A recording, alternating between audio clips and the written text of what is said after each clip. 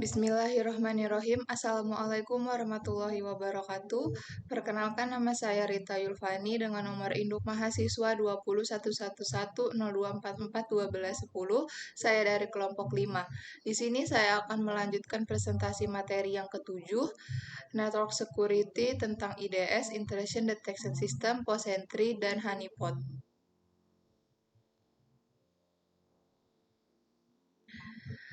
Network Intrusion Detection di sini akan berfokus pada yang pertama itu memahami dasar intrusion system atau POSentry dan juga memahami dasar honeypot.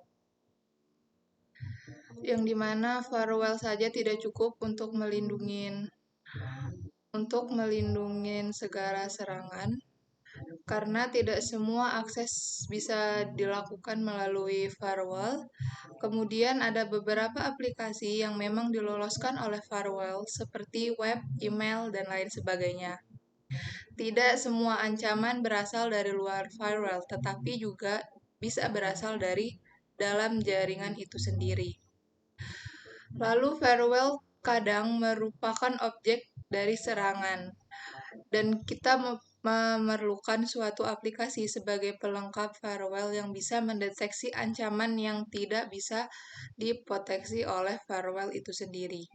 Oke, selanjutnya ada DOS preventif yang dimana meliputi IDS, IPS, honeypot, dan juga firewall, yang dimana IDS itu Intrusion Detection System, yaitu sebuah metode yang dapat digunakan untuk mendeteksi aktivitas yang mencurigakan dalam sebuah sistem atau jaringan. Lalu yang selanjutnya itu ada IPS, Intrusion Prevention System, yaitu software penjagaan penyusupan yang memadukan dua fungsi, yaitu fungsi firewall dan juga Intrusion Detection System atau IDS itu sendiri. Selanjutnya ada honeypot, yang dimana honeypot itu merupakan sumber daya sistem informasi yang dinilai terletak pada penggunaan ilegal atau tanpa otorisasi atas sumber daya tersebut. Artinya ia akan terbukti bernilai ketika seseorang hacker mencoba berinteraksi dengannya. Lalu yang terakhir itu ada firewall, yaitu suatu sistem yang dirancang untuk mencegah akses yang tidak diinginkan dari atau ke dalam suatu jaringan internal. Selanjutnya, IDS atau Intrusion Detection System itu meliputi beberapa bagian. Yang pertama itu examining system logs host base atau memeriksa log system yang berbasis host. Kemudian examining network traffic network base atau memeriksa lalu lintas jaringan yang berbasis jaringan. Lalu a combination of the two, kombinasi dari keduanya. Dan implementasinya yaitu Snort, yang dimana Snort sendiri itu ialah open source yang tersedia di berbagai varian Unix termasuk Linux dan juga Microsoft Windows.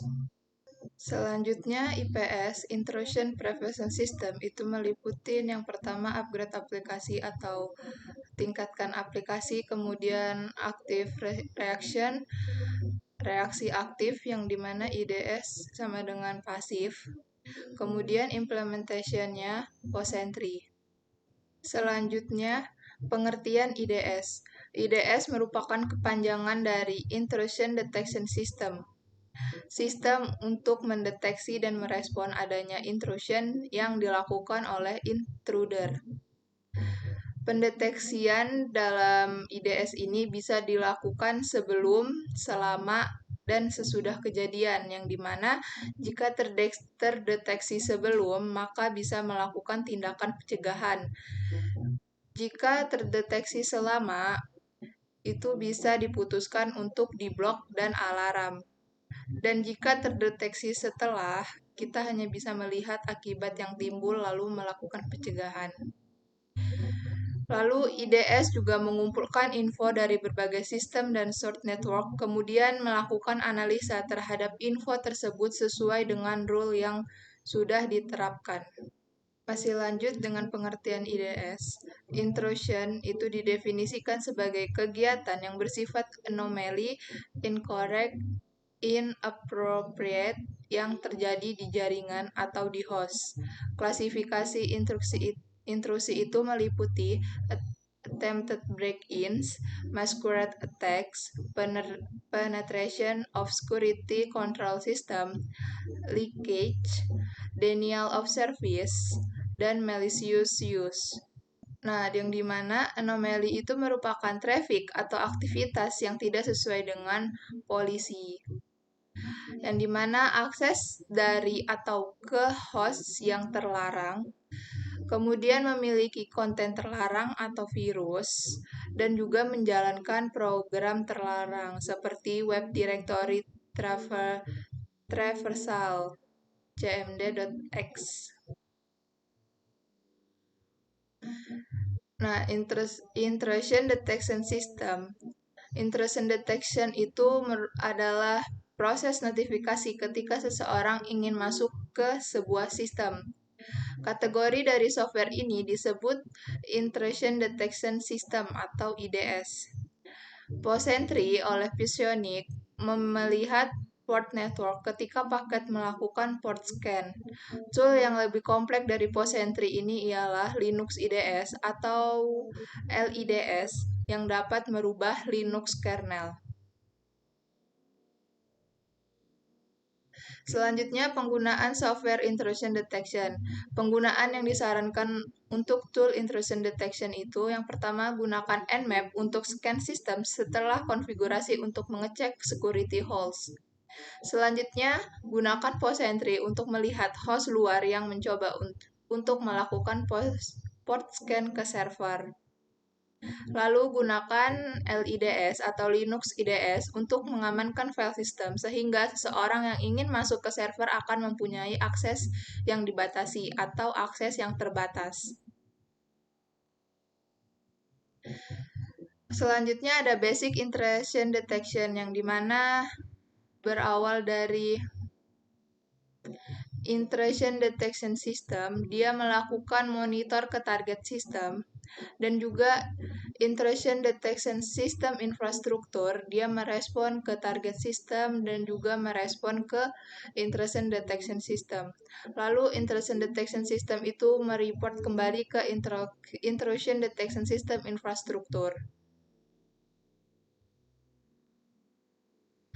Intrusion detection system yang dimana dapat kita ibaratkan yang port itu sebuah pelabuhan dan sentry itu penjaganya. Jadi port sentry adalah sebuah perangkat lunak yang dirancang untuk mendeteksi adanya port scanning dan merespon secara aktif jika ada port scanning secara real time. Port sentry itu mencegah port scan dengan cara jalankan sebagai daemon pada host yang terproteksi. Hal ini akan mendengar ke port TCP atau UDP dan akan memblok scanning host dari server yang terkoneksi. Untuk melihat implementasinya dapat membuka link ini http://shortfork.net/project/sentrytools. Dan ini merupakan tampilan dari website www.psionic.com/product/posentry.html. Jadi ini merupakan tampilan dari POSentry itu sendiri. Selanjutnya, platform dari POSentry itu yang pertama ada FreeBSD, lalu OpenBSD, dan juga Linux. Selanjutnya kita akan membahas tentang keuntungan, kekurangan, dan keberadaan dari POSentry itu sendiri. Yang pertama itu keuntungan. Keuntungan dari POSentry itu yang pertama dapat mendeteksi port scan TCP UDP berbasis host base dan mengaktifkan sistem pertahanan. Yang kedua, deteksi self scan. Yang ketiga, bereaksi ke port scan dengan memblok host. Yang keempat, internal state engine untuk mengingat host yang terkoneksi sebelumnya. Lalu yang keuntungan terakhir, semua kejadian akan disimpan ke syslog. Namun, POSentry ini juga ada kekurangannya, yaitu POSentry dibandingin ke port sehingga diperlukan pengecekan menyeluruh, dan juga tidak dapat mendeteksi spoofing. Lalu yang terakhir itu ada keberadaan di mana letaknya POSentry itu. Jadi POSentry ini bisa diletakkan di belakang firewall dan juga bisa diletakkan di belakang tiap host yang ingin dilindungin. Baik, mungkin segitu saja yang bisa dapat saya jelaskan dalam materi yang ketujuh mengenai IDS ini. Selanjutnya akan dilanjutkan oleh teman saya. Sekian dari saya, kurang dan lebihnya saya mohon maaf. Wassalamualaikum warahmatullahi wabarakatuh.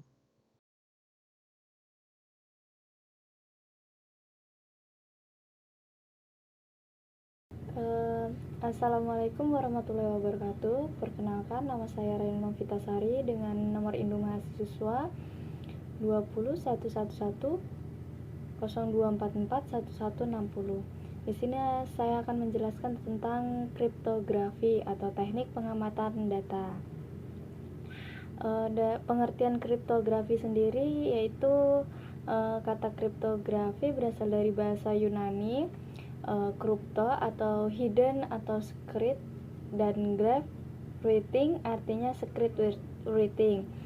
Definisi lamanya, kriptografi adalah ilmu dan seni untuk menjaga kerahasiaan pesan dengan cara menjadikannya ke dalam bentuk yang tidak dapat dimengerti lagi maknanya. Kriptografi berkembang sedemikian rupa sehingga tidak lagi sebatas mendeskripsikan pesan, tetapi juga memberikan aspek keamanan yang lain. Definisi barunya yaitu kriptografi adalah ilmu dan seni untuk menjaga keamanan pesan atau message. Sejarah kriptografi sendiri mempunyai sejarah yang panjang. Tercatat bangsa Mesir 4000 tahun yang lalu menggunakan hieroglifi yang tidak standar untuk menulis pesan. Sejarah lengkap kriptografi dapat ditemukan dalam buku David Kahn yang berjudul The Code Breaks.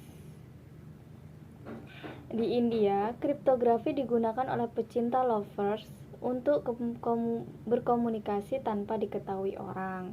Bukti ini ditemukan dalam buku Kama Sutra yang merekomendasikan wanita seharusnya mempelajari seni memahami tulisan dengan ciper.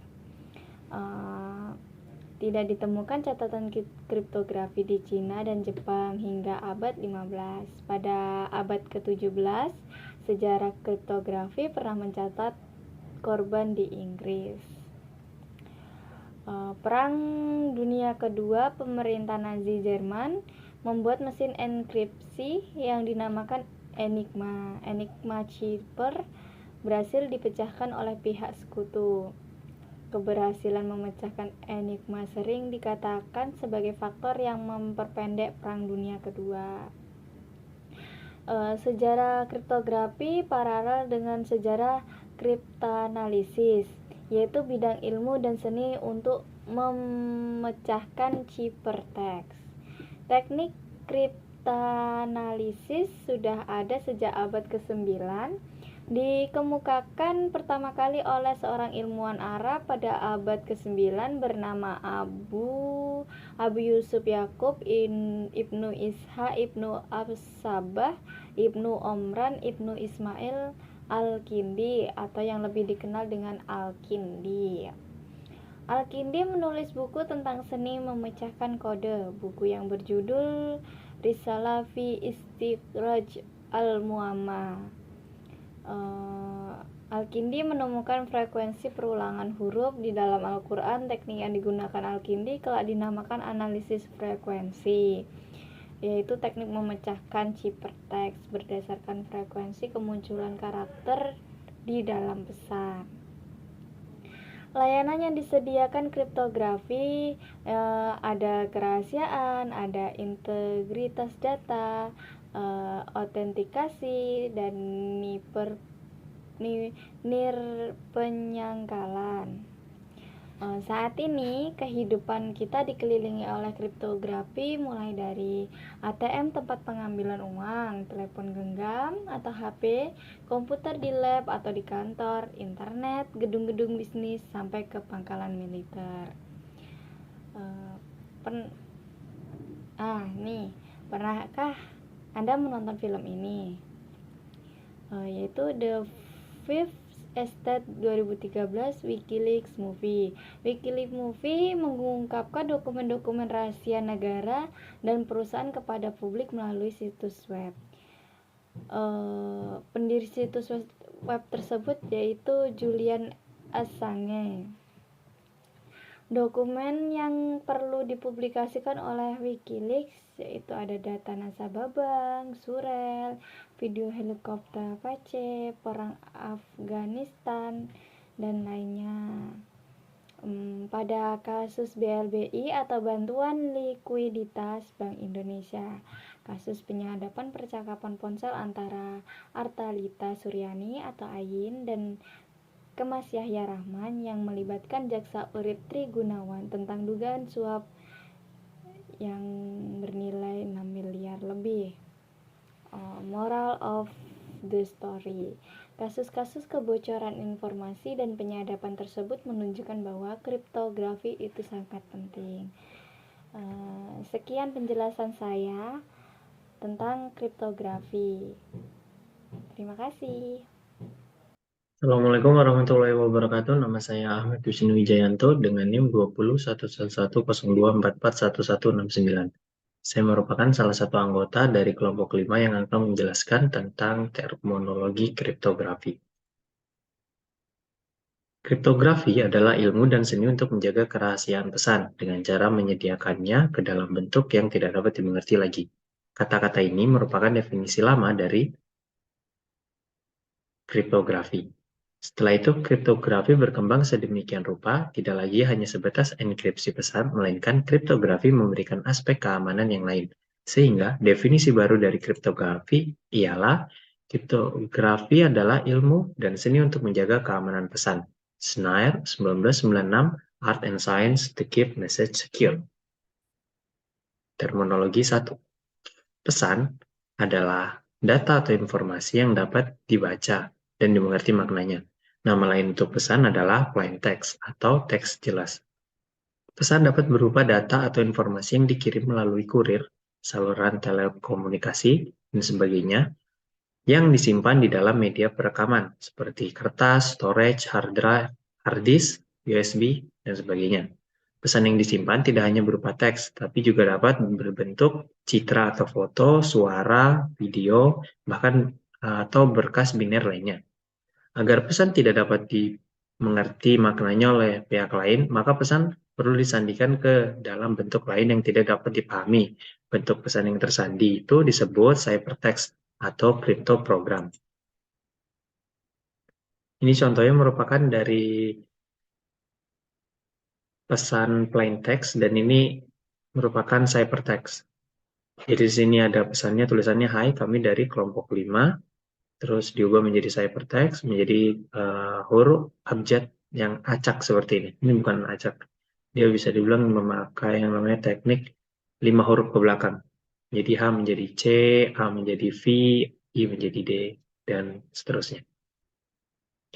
Terminologi 2, mengirim, penerima.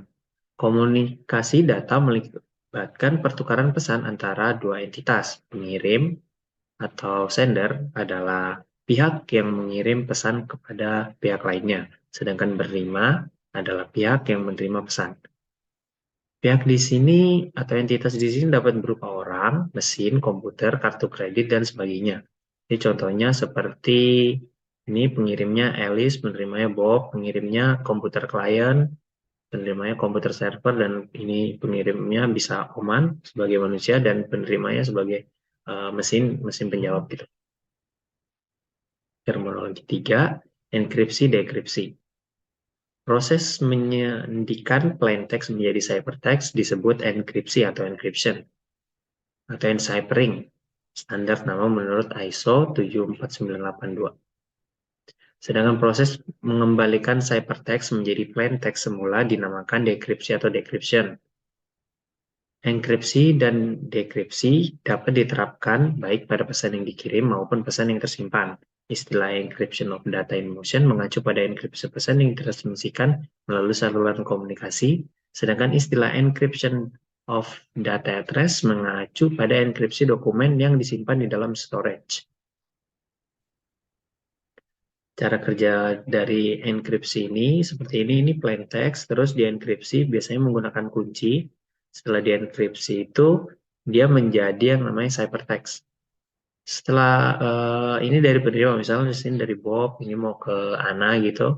Bob ngirim pesan ke Ana, tapi sebelum nyampe ke Ana itu di enkripsi dulu menjadi ciphertext, hurufnya atau mungkin sesuatunya jadi acak, terus pada saat mau disampaikan ke Ana lagi di dekripsi, terus sehingga menjadi plain text lagi yang dapat dimengerti oleh Ana. Lanjut, notasi matematik. Ini pelambangan kayak misalnya jadi jika plain text dilambangkan dengan P, sedangkan ciphertext-nya dilambangkan sama C, jadi fungsi enkripsi E memetakan P ke C ialah E kali P sama dengan C. Sebaliknya, fungsi dekripsi memetakan C ke P dikali C sama dengan P. Aplikasi enkripsi dekripsi. Jadi di dalam enkripsi dekripsi itu ada dua keadaan gitu namanya, yang tadi data encryption in motion sama data encryption at rest. Dan pertama ialah data encryption in motion. Nah, jadi data in motion ini merupakan data yang bergerak dari satu lokasi ke lokasi satunya. Contohnya itu antara komputer, aplikasi chatting, bahkan juga mesin ATM. Data in motion dapat dienkripsi menggunakan SSL atau Secure Socket Layer, atau dapat juga digunakan TLS atau Transport Layer Security. Keduanya merupakan protokol transport layer yang melindungi data yang sedang dipindahkan. Cara kerja dari SSL dan TLS ini ialah mereka akan menggunakan algoritma asimetris. Mengenkripsi pesan yang akan dipindahkan. Tapi setelah pesan diamankan, algoritma asimetris akan digunakan untuk mengenkripsi data yang sedang dipindahkan. Mendekripsi data yang telah dipindahkan. Gitu. Yang kedua ada data encryption at rest. Nah, jadi at rest encryption ini digunakan ketika data telah sampai di tujuan dan tidak digunakan. Ini contohnya seperti database atau file yang ada di dalam komputer, USB, dan sebagainya. Biasanya data-data seperti ini diincar oleh penyitas atau nama lainnya eavesdropper yang ingin mengetahui ataupun mencuri database, mencuri file yang berada di laptop atau komputer. Seperti itu. Untuk cara kerjanya itu cukup simpel, dia biasanya hanya menggunakan algoritma simetris untuk mengenkripsi. Ini cara kerja enkripsi. Jadi ada dua cara kerja yang digunakan di enkripsi ini. Yang pertama ada algoritma simetri. Pada algoritma simetri ini, kunci yang digunakan untuk mengenkripsi merupakan kunci yang akan digunakan untuk mendekripsi. Jadi itu sama dia kunci yang dipakai. Jadi contoh dari algoritma simetri ialah DES, Data Encryption Standard, 3DS, Triple DES, dan yang terakhir AES atau Advanced Encryption Standard. Ini algoritma dari simetri. Plain text dienkripsi menggunakan private key, terus pada saat jadi ciphertext, terus mau didekripsi lagi menggunakan sama, yaitu kunci yang sama, private key yang sama, untuk menjadikannya plain text lagi.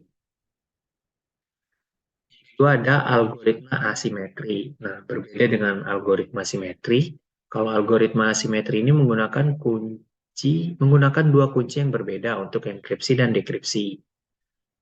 Contoh algoritma asimetri itu adalah RSA. Mbak, boleh tolong editin? Makasih. Data berarti masuk dari algoritma asimetri. Oke. Yang kedua adalah algoritma asimetri. Jadi algoritma asimetri ini menggunakan kunci yang berbeda untuk enkripsi dan dekripsi. Jadi dia menggunakan dua kunci yang berbeda gitu. Untuk enkripsi sendiri, untuk dekripsi sendiri. Contoh dari algoritma asimetri ini ada RSA atau Reverse Shamir Adeleman, dan ECC atau Elliptic Curve Cryptography.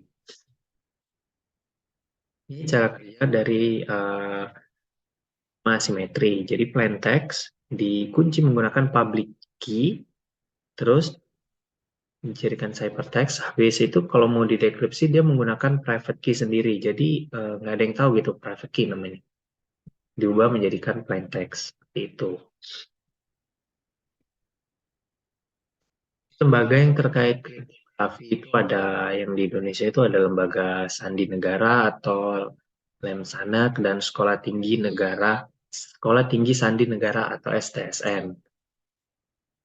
Sekian, terima kasih dari saya. Wassalamualaikum warahmatullahi wabarakatuh.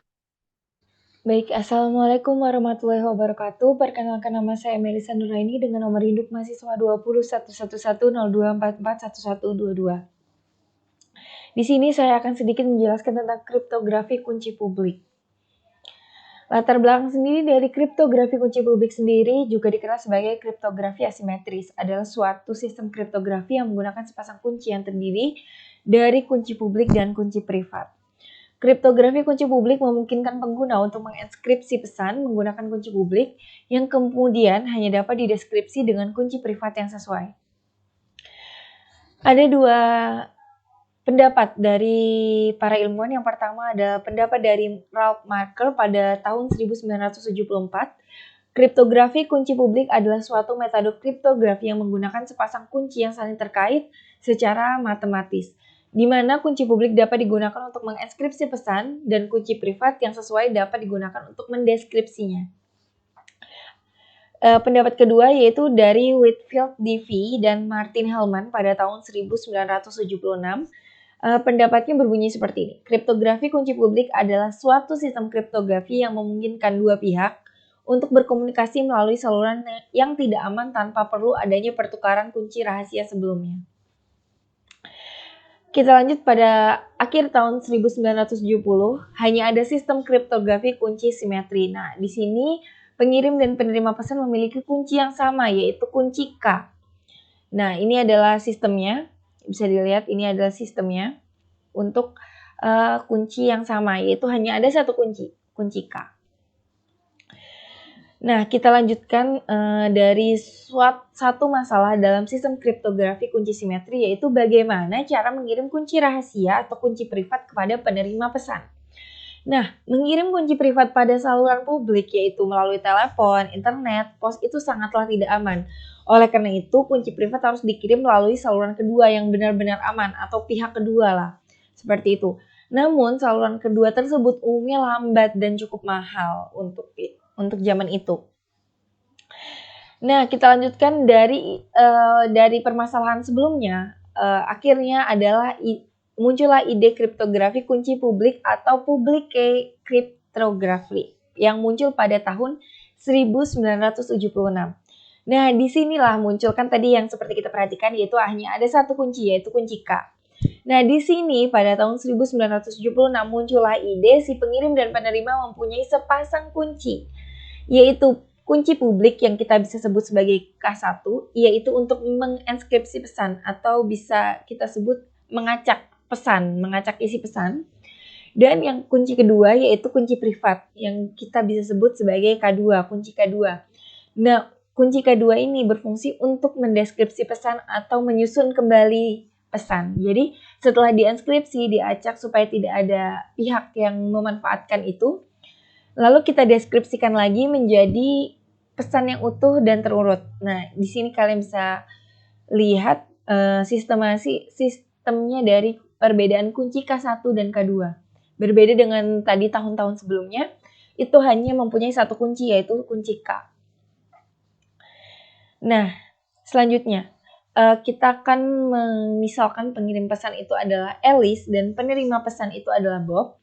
Nah, Alice ini menginskripsi pesan dengan kunci publik Bob. Nah, Bob ini mendeskripsi ciphertext dari Alice dengan kunci privatnya sendiri, yaitu kunci privatnya Bob. Sebaliknya, Bob menginskripsi pesan dengan kunci publik Alice. Nah, Alice ini mendeskripsi pesan dari Bob dengan kunci privatnya sendiri, yaitu kunci privat Alice. Dengan mekanisme seperti ini tidak ada kebutuhan mengirim kunci rahasia seperti halnya pada sistem kriptografi kunci simetri. Nah, selanjutnya, kriptografi kunci publik disebut juga dengan kriptografi kunci nirsimetris atau asimetris K-kriptografi. Karena kunci enkripsi tidak sama dengan kunci deskripsi. Istilah publik muncul karena kunci untuk enkripsi diumumkan kepada publik atau bersifat tidak rahasia.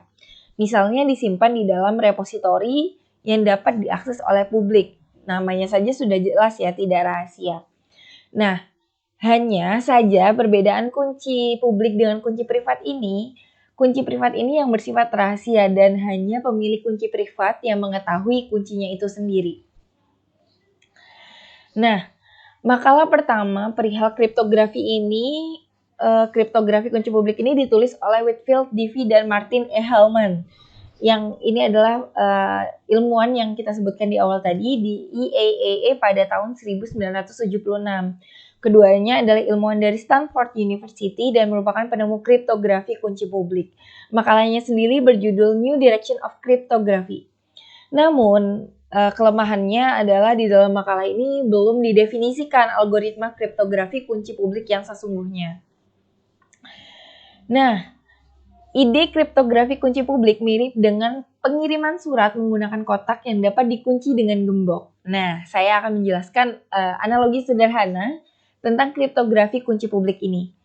Nah, yang pertama kita harus membayangkan ada satu pihak bernama Alice ingin mengirim pesan rahasia kepada Bob. Tanpa ada orang lain yang bisa membacanya, Alice menggunakan kotak surat yang memiliki dua kunci, yaitu kunci pengirim dan kunci penerima. Nah, yang proses pertama itu adalah kita harus membuat kuncinya dulu. Nah, di pembuatan kunci ini, Alice memiliki kunci pengirim yang dia bagikan ke seluruh orang, yaitu kunci publik. Kita sebutnya dengan kunci publik. Nah, kita bikin kunci kedua yaitu Bob. Bob ini memiliki kunci penerima yang hanya diketahuinya, yaitu kunci pribadi milik Bob. Proses kedua adalah enskripsi pesan. Alice menulis pesan rahasia yang ingin dia kirimkan kepada Bob. Setelah itu, Alice mengunci kotak surat dengan menggunakan kunci pengirim atau kunci publik. Nah, kunci publik ini bersifat tidak rahasia. Nah, jadi Alice mengunci kotak itu dengan kunci tidak rahasia atau kunci publiknya. Setelah kotak surat terkunci, hanya kunci penerima atau kunci pribadi yang bisa membukanya. Jadi, tidak ada yang bisa membuka selain kunci pribadi milik Bob karena tujuannya tadi Alice ingin mengirim pesan kepada Bob. Nah, proses ketiga adalah pengiriman pesan. Alice mengirim kotak surat terkunci pada Bob. Jadi kotak surat itu sudah terkunci dengan kunci publik ya, kunci yang tidak bersifat rahasia. Nah, proses keempat yaitu adalah pendeskripsian pesan. Nah, Bob menerima kotak surat terkunci dari Alice. Kemudian Bob menggunakan kunci penerima atau kunci pribadinya milik Bob yang hanya diketahuinya untuk membuka kotak surat tersebut. Setelah kotak surat terbuka, Bob dapat membaca pesan rahasia yang telah dikirimkan oleh Alice. Nah, seperti itu. Dalam analogi ini, kunci pengirim atau kunci publik dapat digunakan oleh siapapun yang ingin mengirim pesan rahasia kepada Bob, namun hanya Bob yang memiliki kunci penerima atau kunci pribadi yang memungkinkan dia untuk membuka pesan tersebut. Ini menggambarkan bagaimana kriptografi kunci publik memungkinkan pengirim untuk mengamankan pesan dengan kunci publik, sementara hanya penerima yang memiliki kunci pribadi yang diperlukan untuk membuka pesan tersebut. Seperti itu. Mungkin ini saja penjelasan dari saya. Selanjutnya akan dijelaskan oleh teman saya. Wassalamualaikum warahmatullahi wabarakatuh. Assalamualaikum warahmatullahi wabarakatuh. Perkenalkan, di sini saya Bagus Fatur Rahman dengan NIM 2011102441034. Di sini saya akan mempresentasikan yaitu materi kriptografi kunci publik yang disusun oleh saya Bagus Fatur Rahman dari kelompok 5. Oke, di sini saya melanjutkan pembahasan dari teman saya sebelumnya, yang dimana kunci kriptografi kunci publik itu adalah dikenal sebagai kriptografi asimetris, yaitu suatu sistem kriptografi yang menggunakan sepasang kunci yang terdiri dari kunci publik dan kunci privat. Kunci publik ini memungkinkan pengguna untuk mendekripsi pesan menggunakan kunci publik yang kemudian hanya dapat dideskripsi dengan privat yang sesuai. Menurut Ralph Michael tahun 1974, kriptografi kunci publik adalah suatu metode kriptografi yang menggunakan sepasang kunci yang saling terkait secara matematis. Sedangkan menurut Whitfield TV dan Martin Hellman tahun 1976, kriptografi kunci publik adalah suatu sistem kriptografi yang memungkinkan dua pihak untuk berkomunikasi melalui saluran yang tidak aman serta perlu adanya pertukaran kunci rahasia sebelumnya. Nah, keuntungan kriptografi kunci publik yaitu ada dua, yaitu tidak diperlukan pengiriman kunci private. Jadi setiap orang yang memiliki kunci private itu punya masing-masing. Nah, untuk keuntungan yang kedua itu jumlah kunci dapat ditekan. Jadi setiap orang hanya perlu memiliki sepasang kunci saja, yaitu private dan publik. Kunci publik orang lain dapat diketahui dari repositori publik. Selanjutnya itu ada kriptografi kunci publik itu didasarkan dari beberapa fakta, yaitu yang pertama adalah fakta komputasi untuk enkripsi atau deskripsi pesan mudah dilakukan. Yang kedua, secara komputasi hampir tidak mungkin atau impossible menurunkan kunci private bila diketahui kunci publik. Nah, algoritma kriptografi kunci publik itu didasarkan pada persoalan algebra klasik sebagai berikut. Yang pertama itu adalah pemfaktoran, yang dimana pemfaktoran diberikan bilangan bulat N, lalu difaktorkan N menjadi faktor-faktor primanya. Contoh di sini ada gambar, kita lihat sini N sama dengan 10 sama dengan 2 kali 5. Nah, ini contohnya ya. Nah, semakin besar nilai N, maka membutuhkan waktu yang sangat lama untuk algoritma itu bekerja. Nah, algoritma yang menggunakan prinsip ini itu adalah RSA. Terus selanjutnya yang kedua adalah logaritma diskrit. Nah, ini ya, persoalan integral klasik yang lainnya itu logaritma diskrit, yang dimana temukan X sedemikian sehingga AX sama dengan B. Contohnya di sini adalah jika 3X sama dengan 15 mod 17. Nah, ini semakin besar A, B, dan N, semakin sulit untuk memfaktorkan. Semakin sulit memfaktorkan ini dia maksudnya butuh waktu yang sangat lama menghasilkannya ya. Nah, algoritma yang menggunakan prinsip ini itu adalah Elgamal DSA. Nah, untuk logaritma sendiri itu adalah kebalikan dari persoalan perpangkatan modular. Lanjut, yang ketiga ada elliptic curve discrete logarithm problem atau ECDLP. Di mana deskripsinya diberikan P dan Q adalah dua buah titik di kurva elliptik, lalu dicarilah integer N dengan integer N sedemikian sehingga P sama dengan NQ. Nah, algoritma yang menggunakan prinsip ini itu adalah elliptic curve cryptography atau ECC. Nah, ini salah satu contoh formulanya ya yang di XDLP. Yang next yaitu kriptografi kunci simetri versus kriptografi kunci publik. Jadi kriptografi itu ada dua, yaitu kunci simetri dan kunci publik. Nah, untuk kelebihan kriptografi kunci simetri yaitu proses enkripsi atau deskripsi membutuhkan waktu yang singkat. Nah, untuk selanjutnya ukuran kunci simetri itu relatif pendek. Yang ketiga, autentikasi pengiriman pesan itu langsung diketahui dari hiperteks yang diterima, karena kunci hanya diketahui oleh pengirim dan penerima saja. Nah, kelemahannya kunci simetri ini adalah kunci simetri harus dikirim melalui saluran yang aman dan tidak sama dengan saluran untuk pengirim pesan. Jadi berbeda ya antara pengirim dan penerima. Nah, kunci harus sering diubah, mungkin pada setiap sesi komunikasi. Setelah melakukan komunikasi, kita harus mengubah kunci simetrinya.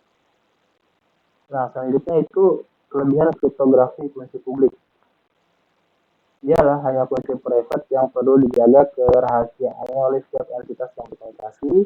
Yang kedua, pasangan kunci publik dan kunci private tidak perlu sering diubah, bahkan dalam periode waktu yang panjang, berbeda sama yang kunci simetris yang harus diubah setiap komunikasi.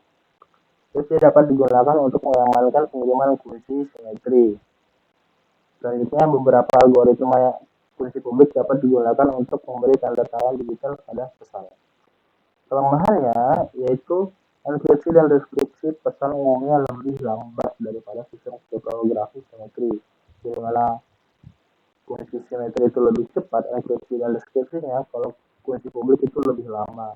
Karena enkripsi dan deskripsi menggunakan bilangan yang besar dan melibatkan operasi perangkatan yang besar. Itu alasannya ya, kenapa kunci publik itu enkripsi dan deskripsinya lebih lama. Nah, ukuran ciphertextnya lebih besar daripada plain text.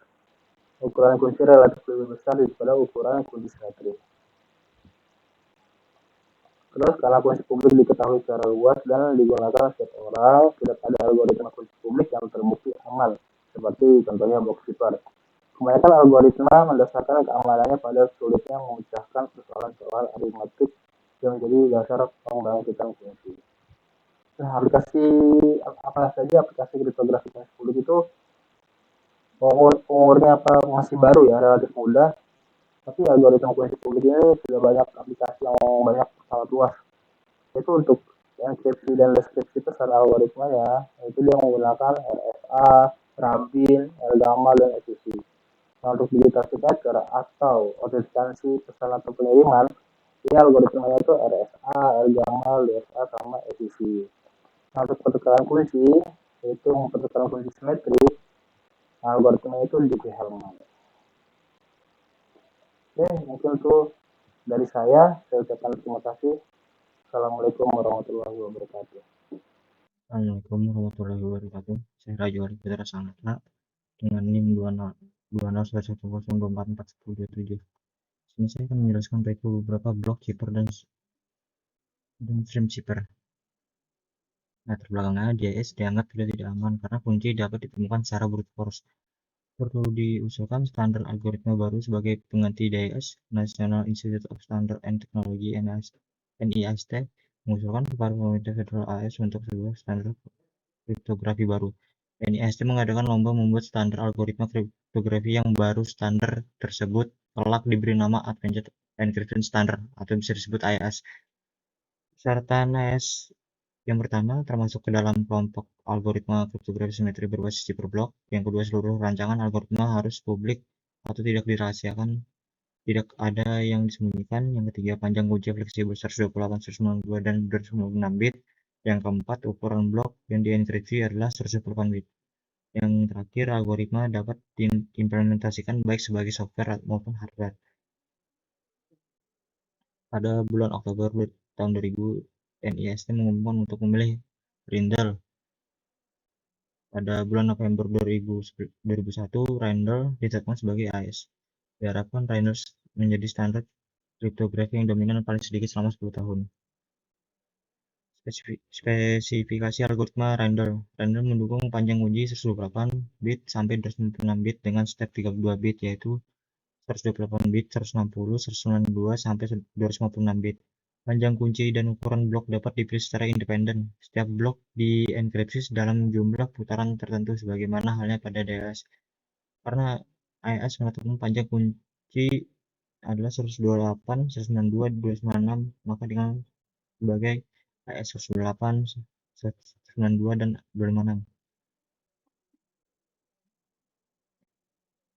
Atau dalam bentuk diagram algoritma Rindle.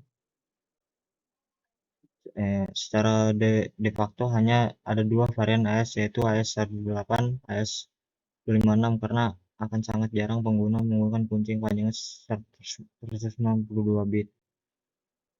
Dengan panjang kunci 128 bit, maka terdapat sebanyak 2 pangkat 128 sama dengan 3,4 kali 10 pangkat 38 kemungkinan kunci. Jika komputer tercepat dapat mencoba 1 juta kunci setiap detik, maka akan dibutuhkan waktu 5,4 kali 10 pangkat 24 tahun untuk mencoba seluruh kunci. Jika komputer tercepat yang dapat mencoba 1 juta kunci setiap milidetik, maka dibutuhkan waktu 5,4 kali 10 pangkat 18 tahun untuk mencoba seluruh kunci. Algoritma Rindle yang dijelaskan di sini Rindle 128 bit, tidak seperti DIS berorientasi bit. Rindle beroperasi dalam orientasi byte. Setiap putaran menggunakan kunci internal yang berbeda, disebut round key. Insert pairing melibatkan operasi substitusi dan permutasi. Garis besar algoritma Rindle yang beroperasi pada blok 128 bit dengan kunci 128 bit adalah sebagai berikut di luar proses pemungkitan round key. Yang pertama, Ronki melakukan XOR antara set awal plaintext dengan cipher key. Tahap ini disebut juga initial round. Yang kedua, putaran sebanyak NR lebih kurang dari 1 kali. Proses yang dilakukan pada setiap putaran adalah yang A, subbytes, shift-to-C byte dengan menggunakan table shift-to-C atau S-box. Yang B, shift rows, pergeseran baris-baris array state secara wrapping. Yang C, mix columns, mengacak data di masing-masing kolom array state. Yang D, add a round key, melakukan XOR antara state sekarang round key. Yang ketiga, final round, proses untuk putaran terakhir. Yang A, subbytes, B, shift row, dan C, add round key. Dalam bentuk berikut ini adalah dalam bentuk blok diagram algoritma Riddle sebagai berikut. Blok plaintext berukuran 128 bit terlebih dahulu di-sort dengan kunci-kunci putaran yang ke 0. Kunci putaran yang ke 0 ini tidak lain adalah cipher key atau kunci eksternal yang diberikan oleh pengguna yang panjangnya 180 bit. Operasi XOR dengan kunci putaran yang ke 0 dinyatakan dalam prosedur add a round key. Selanjutnya masuk ke dalam putaran sebanyak NR kurang 1 kali putaran. Pada setiap step mengalami 4 buah transformasi, yaitu transformasi subbytes, shift rows, mix column, add round, dan yaitu XOR antara set dengan putaran yang ke 1. Selanjutnya untuk putaran yang terakhir, set hanya mengalami 3 transformasi, yaitu subbytes, shift row, dan add round, yaitu sort set dengan kunci putaran yang terakhir. Inilah yang menghasilkan blok ciphertext yang juga dinyatakan dalam set. Berikut ini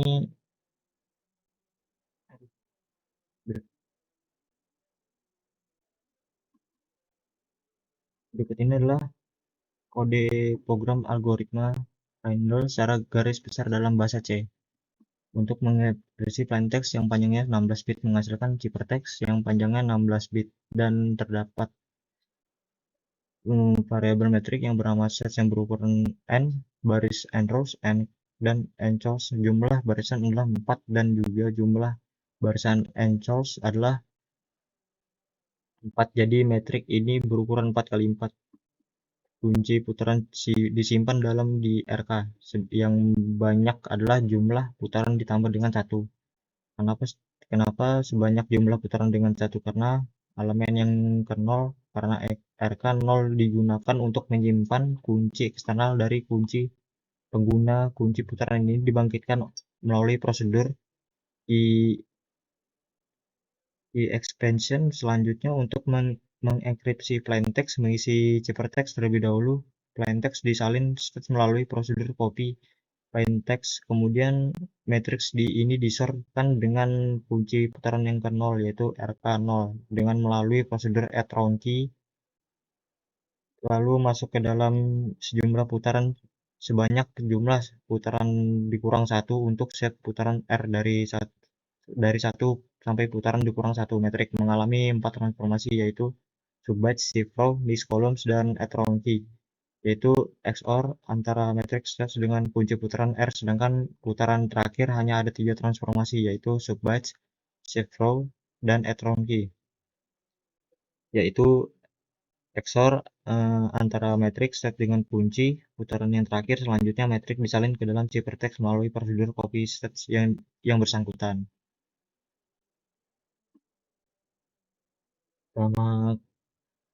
Selama kalkulasi plaintext menjadi ciphertext, status data sekarang disimpan di dalam matriks 2 dimensi stats. Stats bertipe byte dan berukuran n rows kali n calls. Untuk blok data 128 bit, ukuran stat adalah 4 kali 4 seperti gambar di samping.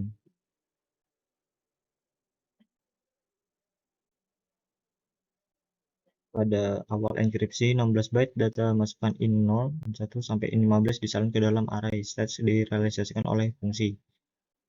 Pada akhir enkripsi disalin ke dalam ciphertext direalisasikan oleh fungsi copy stats ciphertext atau bisa disebut ciphertext atau state. Contoh elemen hex. Setiap elemen matriks berisi 2 karakter heksadesimal. Matriks ini terdiri dari 16 buah elemen, maka terdapat 16 byte atau 128 bit. Subbytes melakukan operasi substitusi dengan memetakan setiap byte dari array state dengan menggunakan sbox.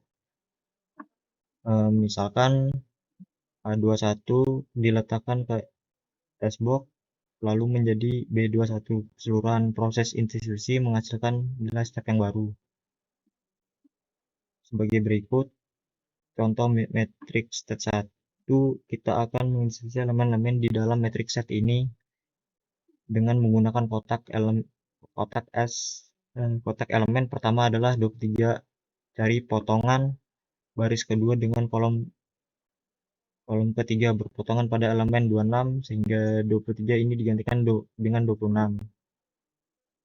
Lalu elemen selanjutnya adalah A2. Kita cari potongan baris A2 berpotongan baris dengan kolom 2 rata-rata dengan perpotongan pada elemen 3A sehingga A2 diganti dengan 3A.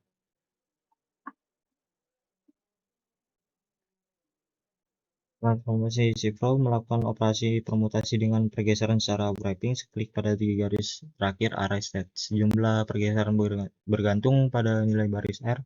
Baris R sama dengan 1 digeser sejauh 1 byte. Baris R yang kedua sejauh 2 byte. Baris R yang ketiga sejauh 3 byte. Baris R tidak bergerak. Contoh dari Mitro, misalkan isi matriks sebagai hasil transformasi subbyte adalah sebagai berikut. Dengan formasi shift-row elemen-elemen pada baris 1 digeser 1 byte ke kiri hasilnya sebagai berikut. Kemudian elemen kedua digeser sejauh 2 blok ke kiri hasil sebagai berikut. Sebagai berikut elemen pada baris ketiga digeser 3 byte ke kiri maka hasilnya sebagai berikut. Maka ini adalah matriks set yang baru dihasilkan transformasi shift-row. Transformasi mixed columns mengalihkan matriks set dengan sebuah matriks sebagai berikut.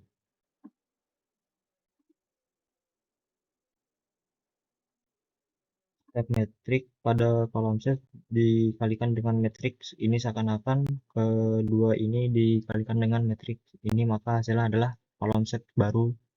Hal ini dilakukan setiap kolom set yang baru berisi elemen sebagai berikut. Secara matematis transformasi mixed columns dinyatakan dalam persamaan X sama dengan AX dikali X S dalam kurung S X.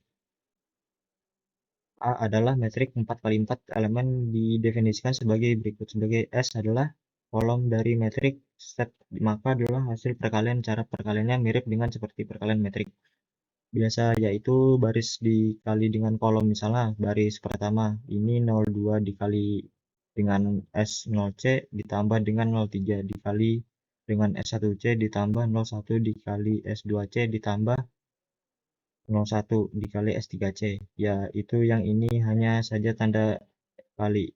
Di sini kita diganti dot, sedangkan tanda kita ganti dengan SOR yang ini.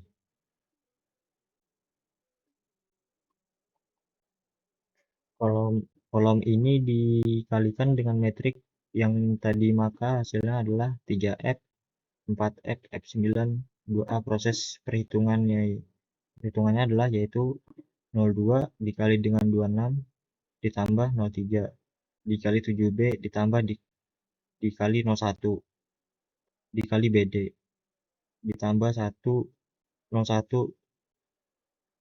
maka hasilnya 43. Tetapi di sini operasi kali dinyatakan dengan dot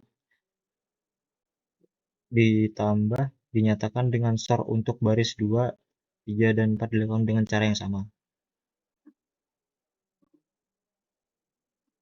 Secara lebih detail, perkalian dot 02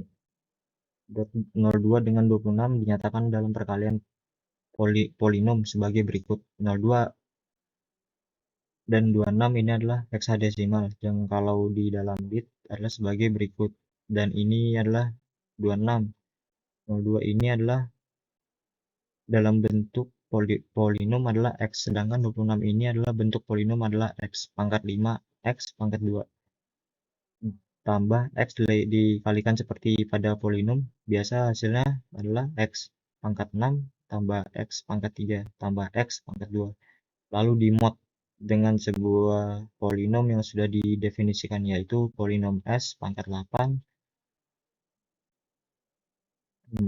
tambah x pangkat 4 tambah x pangkat 3 tambah x tambah 1, maka hasil pada modulnya adalah polinom x pangkat 6 plus x pangkat 3 plus x pangkat 2, atau di dalam bentuk biner 01 00 1100, atau dalam heksadesimal adalah 4C. Begitu juga bentuk 03 7B.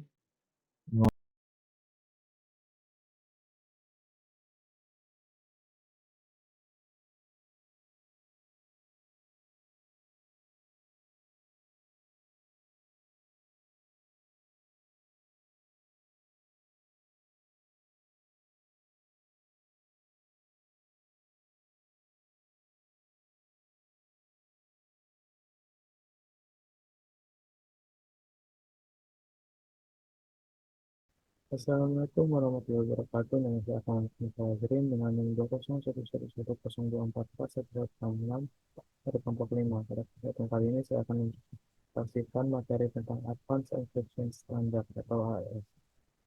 Masuk ke materinya.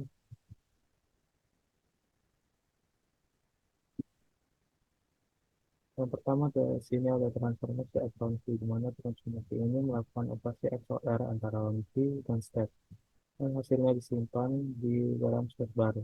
Untuk rumusnya itu A XOR K sama dengan B, di mana A ini didefinisikan sebagai matrix state, K sebagai roti, dan B sebagai matrix state baru. Di sini ada contohnya. Ini merupakan matrix dari transformasi mix kolom. Di sini ada ronki dan di sini ada hasilnya. Untuk penjumlahannya ini disesuaikan tiap barisnya. Contoh di sini ada 3F dan 4F ini, maka hasilnya 70. Terusnya juga begitu tiap baris dan kolomnya. Lanjut. Kemudian di sini ada S-box. Elemen-elemen di dalam S-box terlihat seperti diisi secara acak. Namun sebetulnya ia dihasilkan dari proses perhitungan sebagai berikut. Pertama, inisialisasi S-box dengan nilai yang menaik dari baris ke baris. Baris 0 diisi dengan nilai 00, 01, 02, sampai dengan 0F. Baris ke-1 diisi dengan nilai 10, 11, 12, sampai dengan 1F. Dan seterusnya untuk baris-baris berikutnya. Untuk kita nilai pada baris Y dan kolom X, kita kembalikannya dalam GF 2/8. Nilai 00 dikatakan ke dirinya sendiri. Untuk penjelasan tentang GF 2/8 ini akan dijelaskan pada laporan di slide akhir nanti. Kemudian yang ketiga, hasil dari langkah 2 dikonversikan ke vektor kolom bit B0, B1, kemudian B8 dalam bentuk transpose. Kalikan kolom bit B0, B1 dengan B8 dengan sebuah matrix affine sebagai berikut. Ini merupakan matrix affine-nya, kemudian di XOR dengan vektor kolom bit di sini yaitu 11, 000, 110, maka menghasilkan vektor kolom bit yang baru. Selanjutnya, konversi hasil perhitungan B0, B1 dengan B8 langsung ke desimal menjadi elemen Icebox yang nilai X dan Y. Di sini merupakan tampilan tabel Xbox pada algoritma Ritzel. Ini merupakan tampilan tabelnya, bisa dibaca sendiri. Selanjutnya di sini ada pembentukan kunci putaran atau round key. Setiap putaran dalam algoritma Rinskell menggunakan kunci putaran Lorenzi. Kunci putaran dibangkitkan dari kunci eksternal dari pengguna yang dinamakan keyword key dan disimbolkan dengan peubah key. Pembangkitan semua kunci putaran dilakukan oleh fungsi K-extension. Pembangkitan kunci putaran di dalam algoritma Rinskell tergolong rumit dan agak sukar diterangkan. Untuk sebuah array key yang punya 16 bit yaitu 16 elemen dan NR sama dengan putaran, maka 10 kunci putaran akan disimpan dalam larik RK atau roundtrip. Elemen awal key langsung menjadi RK0, namun elemen kunci lainnya akan disimpan di dalam RK1, RK2, sampai RK10. Lanjut di sini ada tata cara ekspansi key-nya, yaitu yang pertama salin elemen key dalam larik W0, W1, W2, W3. Larik W0 berisi 4 elemen bersama key, W1 berisi 4 elemen berikutnya, dan seterusnya untuk W2 dan W3-nya. Mulai dari I sampai 4 sampai 43, 8. Yang pertama simpan W, yaitu I-1 ke dalam perubahan. Lalu, jika I kelipatan 4, lakukan fungsi G sebagai berikut. Pertama, geser W, I-1, satu batik kiri secara sirkular. Lalu, lakukan substitusi dengan S-box pada pengaruh pergeseran tersebut. Lalu, ini keluarkan hasil getaran konstan atau Rcon ke dalam I bagi 4 atau Rcon I bagi 4. Kalau Rcon berbeda-beda setiap J sama dengan I bagi 4. Satu Rcon J dengan RCJ 000 dengan RC1 sama dengan 1, RCJ sama dengan 2 dot RCJ min 1. Di sini simbol dot itu menyatakan perkalian yang didefinisikan di dalam TF 2/8. Nilai RCJ dalam angka desimal adalah RC 1 sama dengan 1, RC2 sama dengan 2, RC3 sama dengan 4, sama dengan RC 10 sebagai 36. Lalu simpan hasil fungsi B ke dalam peubahkan, lalu XOR-kan W di 4 dengan 10. Di sini adalah contoh untuk mencari nilai dari round Q1 atau R1. Untuk pada caranya mirip seperti yang saya jelaskan tadi di sini. Yang di sini merupakan hasil tampilannya. Kita oleh RK1 sebagai berikut 75, 3A, 3454, 2 XC, 8521, FO, 96, 88F, 97, 27, 2, dan B2. Lanjut, ini ada deskripsi. Deskripsi itu merupakan kebalikan dari inskripsi, di mana proses inskripsi ini menggunakan beberapa transform dari inverse. Pertama, inverse shift rows, inverse shift byte, inverse shift column, di mana dimulai dari round R-1 sampai dengan round 1. Dan untuk paling akhirnya hanya memakai dua inverse, yaitu inverse shift rows dan inverse shift byte. Lanjut, di sini ada penjelasan tentang inverse shift byte, di mana inverse shift byte ini sama seperti dalam shift byte, hanya saja Xbox yang digunakan adalah inversi dari Xbox sebelumnya tadi. Dia adalah tampilan tabel. Lanjut, inverse shift rows. Inverse shift rows sama seperti shift rows, namun melakukan pergeseran dari dalam arah berlawanan ke kanan. Setiap baris ada 3 baris terakhir dengan step. Ini contohnya. Untuk baris pertama digeser 1 baris ke kanan. Lalu baris kedua digeser 2 baris ke kanan, dan baris ketiga digeser 3 baris ke kanan. Berikut hasil dari inverse shift rows. Ini sudah berubah angkanya. Lanjut, di sini ada inverse mid column, di mana cara perhitungannya itu dia menggunakan matriks yang didefinisikan sebagai berikut.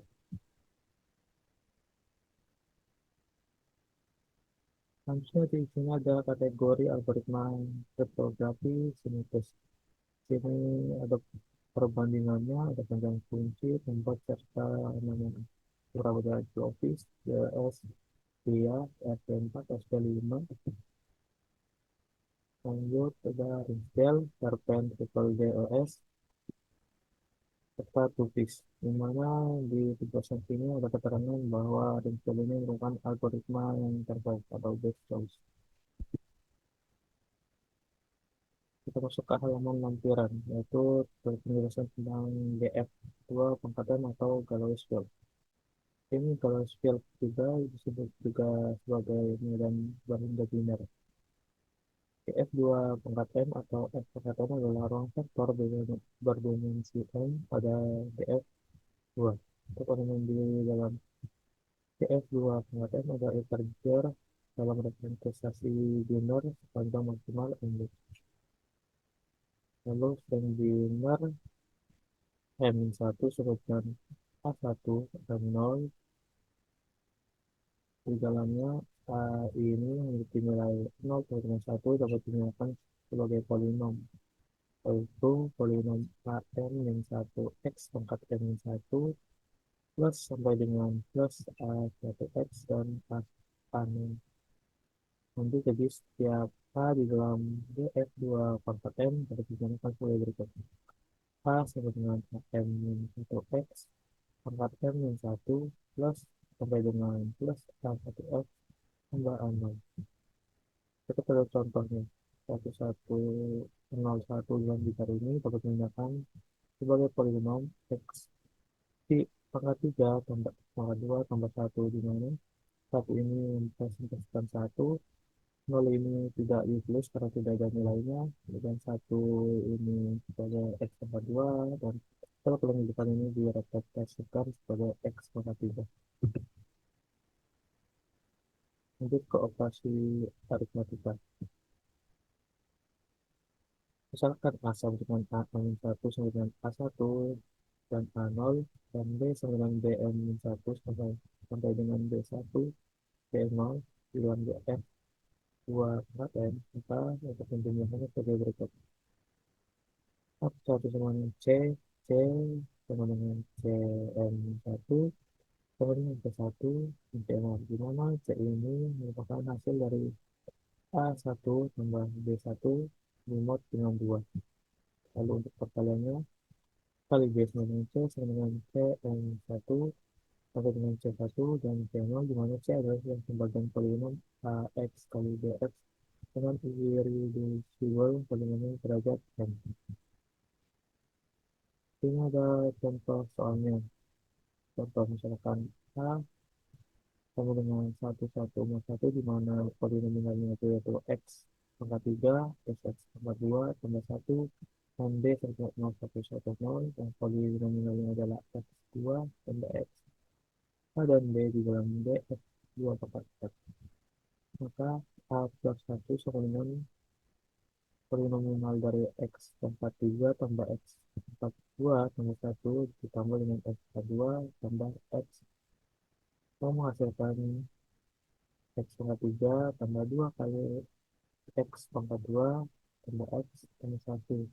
Nah, nilai ini di mod 2 atau bagi ke koefisien dengan 2 lalu diambil sini. 1 di mod 2 dan tetap 1, X itu merupakan 1, jadi kita di mod tetap X. 2X pangkat 2 ini di mod 2 dengan 0, 0 dikali X jadi 0. Kemudian X pangkat 3 di mod 2 karena depannya tidak ada angka, jadi nilainya jadi tetap. Berikut adalah hasil pangkat 3 tambah X tambah 1. Dalam representasi binarisnya yaitu 1101 dengan 110 di XOR kan maka hasilnya di 1011, di mana 0 XOR 1 itu 1, 1 XOR 0 itu 1, 1 XOR 1 0, 0 XOR 1 itu 1. Jadi ini sama dengan hasil operasi XOR. Jadi A tambah B sama dengan 1011 dalam A XOR B. Selanjutnya untuk perkalian. A kali B sama dengan X pangkat 3 tambah X pangkat 2 tambah 1 dikali X2 tambah X. Hasilnya yaitu X5 tambah 2 tambah 4 tambah X3 X pangkat 3 tambah X pangkat 2 tambah X. Kemudian dimodkan 2. Hasilnya jadi X5 X pangkat 5 tambah X pangkat 2 X pangkat 3 tambah X pangkat 2 tambah X.